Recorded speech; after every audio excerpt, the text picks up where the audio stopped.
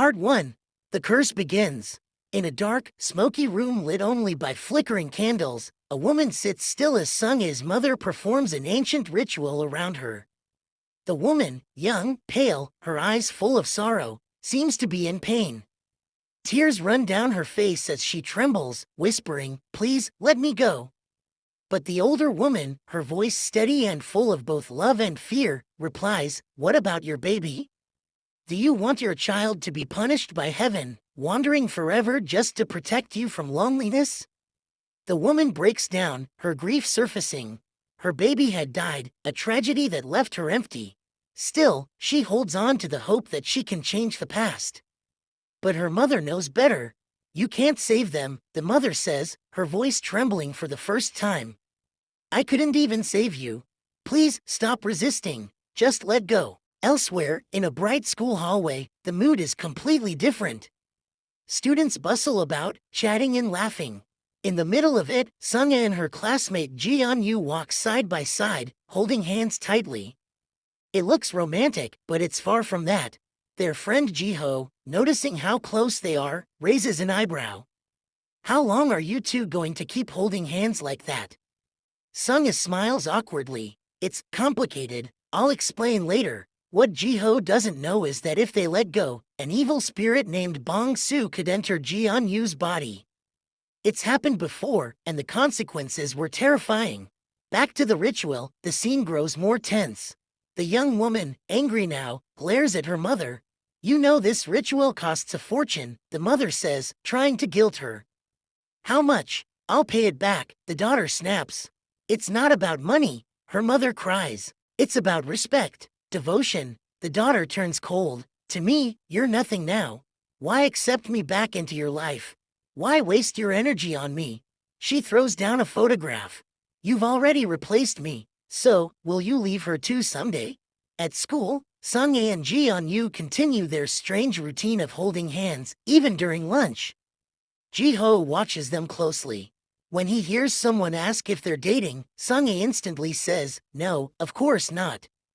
Ji-yeon-yu looks hurt, though he tries to hide it. And then, in front of Ji-ho, he boldly confesses, "I like you. But I'm dangerous right now.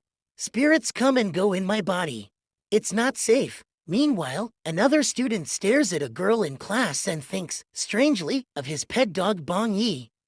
He can't shake the feeling that the girl reminds him of the dog. When he checks his phone and sees a photo of Bong-yi, he laughs. Somehow, the resemblance is real. But for Sung-ae and Ji-yeon-yu, the battle with spirits is only beginning. Part 2. The Ghost in the Mirror. Later that day, something strange happens. Ji-yeon-yu urgently needs to use the bathroom. But there's a problem. They can't risk letting go of each other's hand. Sung-ae hesitates, but finally, she loosens her grip. Ji-yeon-yu rushes to the restroom. The moment their hands separate, a chill rushes through Ji-yeon-yu's body. In the mirror, a shadowy figure appears. It's Bong-soo, another spirit. Ji-yeon-yu freezes. "Hey," Bong-soo says, smirking. "You really can't see the water ghost standing behind you? No wonder you're still sane." Ji-yeon-yu doesn't answer. His reflection blinks, but he doesn't. Meanwhile, Sung-ae waits anxiously outside. She knows exactly what just happened. One moment of separation, and a spirit slips in. She braces herself, ready to pull Ji-yeon-yu back if needed. Later, the two visit the school nurse's office to ask for a bandage, not for a wound, but to wrap their joined hands so they won't easily separate again. The nurse doesn't ask questions. At lunch, they sit across from Ji-ho. He stares at their awkward, bandaged hands. Sung-ae struggles to eat with her non-dominant hand. Ji-yeon-yu helps her, gently placing food on her spoon. Ji-ho watches silently, his lips tight. After lunch, Ji-ho splashes water on his face in the bathroom.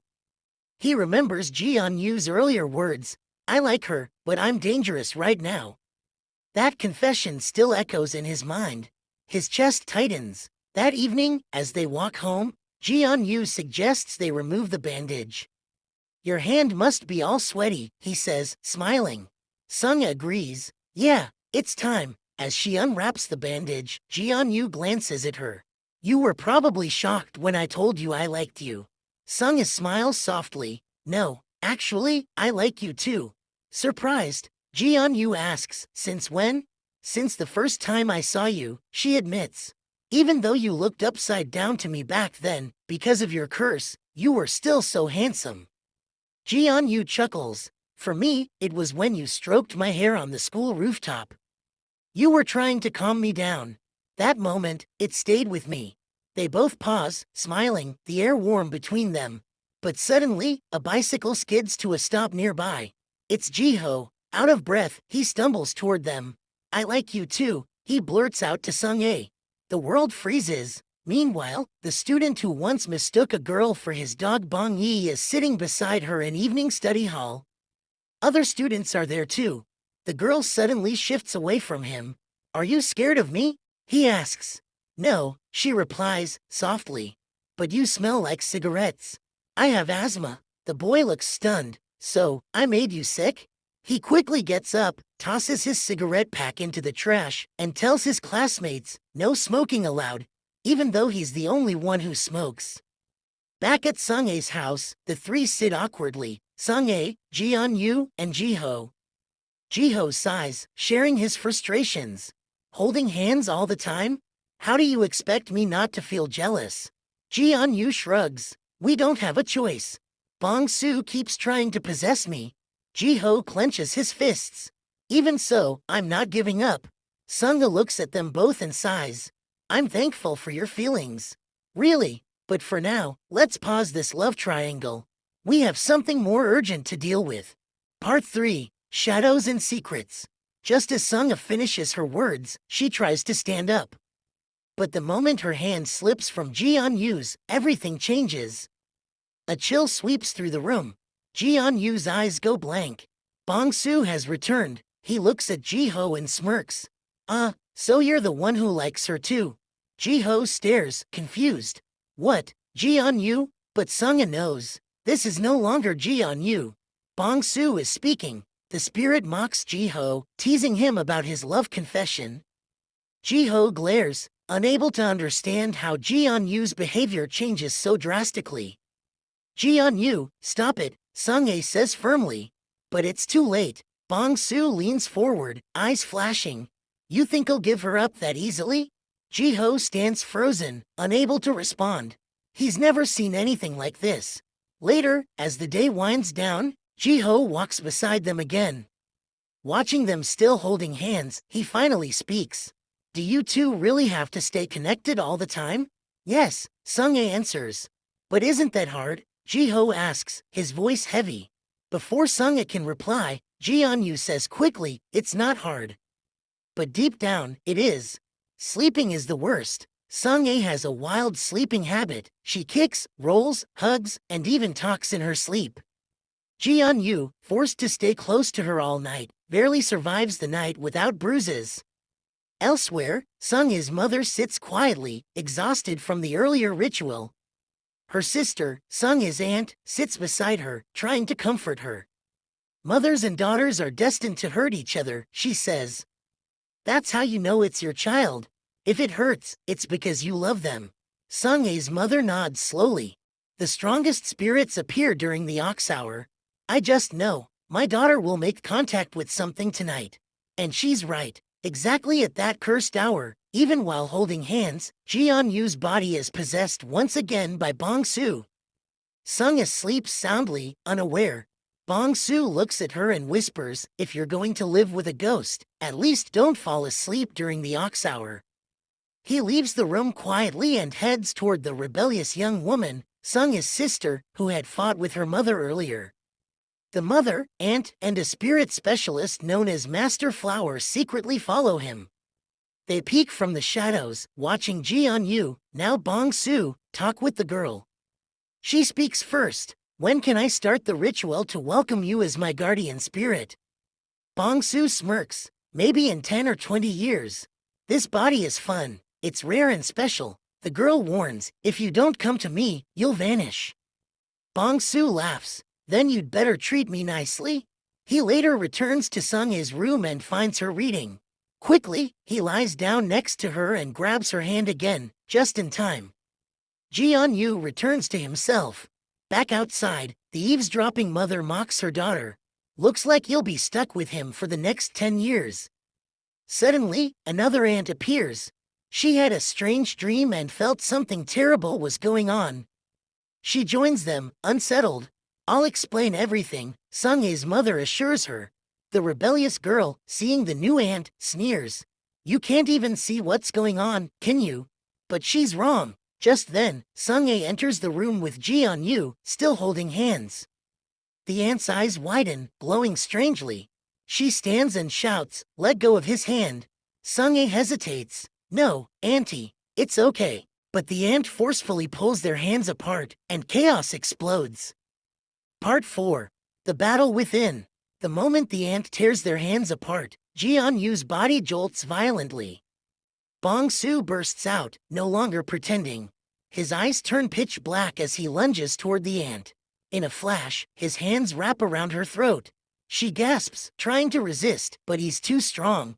He raises a sharp object. Was he about to stab her? Stop! Sung-ae cries out, rushing to her aunt. The aunt, coughing, stares into Bong-soo's face.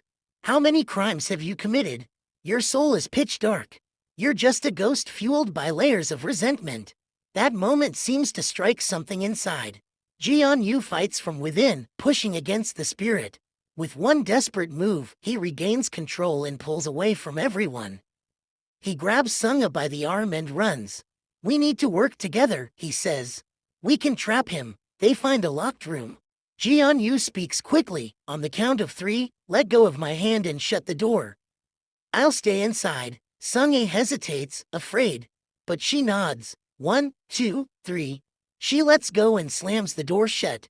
Ji-on-yu is alone inside, Bong-soo taking over again. Then she calls his phone. The ringtone has been set to a special frequency, one that causes intense pain to Bong-soo. The sound blares through the room. Bong-soo screams, covering his ears. What is that? Stop it. The plan works. Sung-ae keeps the ringtone going. Eventually, Bong-soo collapses, weakened. Fine, I won't hurt anyone anymore. Just stop the sound. Later, Ji-on-yu and Sung-ae visit the aunt to report their success. We can control Bong-soo now, Sung-ae says proudly. She turns to her aunt. Please stop calling Ji-on-yu a ghost. Even people like me, who can see and smell spirits, aren't called that. Why should he be? The aunt, surprised by her words, nods slowly. I'm sorry, you're right. She then explains the stages that Ji-on-yu will go through. At first, you won't feel anything. But later, you'll start to see the ghosts, smell them, hear them. You'll change. The next day at school, Bong-soo, still living inside Ji-on-yu, asks for a favor. Let me borrow your body for a while, he says. I need to find something in the garden. Ji-on-yu reluctantly agrees. For days, Bong-soo searches. He can't find what he's looking for. At the same time, Ji-on-yu's big archery competition is approaching. He trains hard, his focus sharp, but Bong-soo's obsession grows. Finally, Bong-soo discovers that the memorial stone for fallen student soldiers, the thing he'd been looking for, has been moved to another park. Meanwhile, Ji-on-yu gets stronger and more confident with his archery. But something dark is coming. On the day of the big competition, the girl who had once fought with her mother begins her own plan. She holds 2 black talismans in her hands, charms filled with negative power. She whispers a spell and sends the force toward Ji-on-yu, who's now preparing to shoot his arrow. Suddenly, his vision blurs. He sees Sung-ae calling out to him, but her image flickers. When he finally touches her hand, his eyes fill with terror. He doesn't see Sung-ae anymore. He sees a ghost, dressed just like her. Part 5. Between Love and Shadows. Ji-on-yu blinks, trying to clear his vision. But the sight remains, a ghostly version of Sung-ae, pale and dressed in white, staring back at him. His hands tremble. Sung-ae, he whispers, unsure if it's really her. But the real Sung-ae rushes to his side, grabbing his shoulders. Ji-on-yu, it's me, look at me. He shakes his head, panicked. Why do you look like a spirit? Then he remembers the black talismans. The girl who once asked Bong-soo to be her guardian spirit must be behind this. her jealousy, her anger, it has taken a dangerous form. Sung-ae, realizing what's happening, calls for help. Ji-yeon-yu can barely hold his bow, his eyes filled with tears and confusion. I can't see clearly, he says. Everything is dark. The spirit inside him stirs. Bong-soo speaks in his mind, she's cursing you. Let me handle her. No, Ji-yeon-yu replies firmly. I won't let you hurt anyone. Meanwhile, the girl watches from a distance, holding the talismans tighter. Why won't he choose me? She murmurs bitterly. Why is it always Sung-a? Back in the archery range, Ji-yeon-yu takes a deep breath. Sung-a places her hand over his. You can do this. Just listen to my voice. He closes his eyes, listening to her calm, steady tone. Slowly, the fear begins to fade. He draws the bowstring. He breathes in, and lets the arrow fly. Bullseye. The crowd erupts in applause. Ji-yeon-yu collapses into Sung-ae's arms. She hugs him tightly. You did it. Bong-soo, still inside him, chuckles. Impressive for a mortal. Later, the girl who used the talismans is confronted by Sung-ae's mother, Currants, and Master Flower. You're playing with dark forces, the mother warns. They'll eat you alive. The girl lowers her head, ashamed. I wanted to be chosen too. Sung-ae's aunt steps forward. There's still time to walk the right path. But let go of your anger. The girl drops the talismans and walks away silently. That evening, Ji-yeon-yu and Sung-a sit on the rooftop of the school. The sun sets slowly behind them. Will Bong-soo always be with us? Sung-ae asks. Maybe, Ji-yeon-yu replies. But he's not so bad anymore. Suddenly, Bong-soo's voice echoes from within. Hey, I heard that. I'm a great roommate. They both laugh. Sung-a leans her head on Ji-yeon-yu's shoulder. Thank you for staying with me, even through all the weirdness. Ji-yeon-yu smiles. I'd hold your hand 100 times more if it means being close to you. Sung-a blushes. Even if I kick in my sleep? He nods. Even if you drop kick me out of bed. Above them, the stars begin to appear, bright and silent. The curse may not be fully gone, but the bond between them is stronger than ever. And somewhere inside that bond, even the ghost finds a bit of peace.